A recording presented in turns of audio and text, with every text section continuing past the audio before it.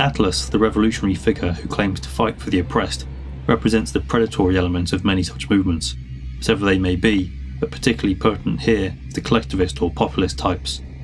Atlas exploits the discontented underclass, not to liberate them, but to seize power for himself. Needless to say, as proven by all history, this includes much bloodshed and doesn't end well for anybody. Most broadly, revolutions where supposedly popular ringleaders rally the masses under the guise of equality tend only to replace one form of tyranny with another. Whether that is what becomes of the leader themselves, or they create the vacuum of power that inherently allows for such a type to come and fill it. The feeling of togetherness, strength in numbers, the utilitarian prioritising of the majority, and the assuredness of a singular representative figure lended your combined powers are proven aphrodisiacs for the masses.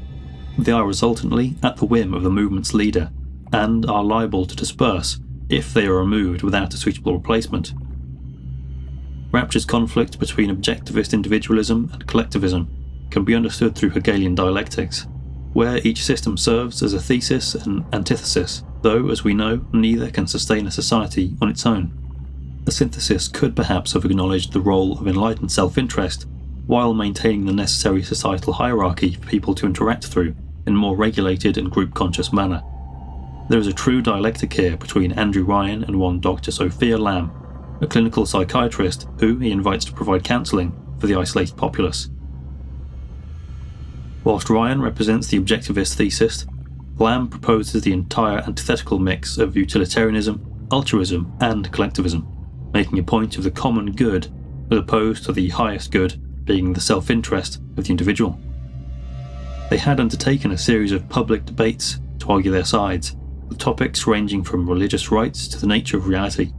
This publicity and Lamb's equally great rhetoric landed her a growing following called the Rapture Family, who came to take her book Unity and Metamorphosis as a religious text, becoming far more cult-like than Ryan's adherents.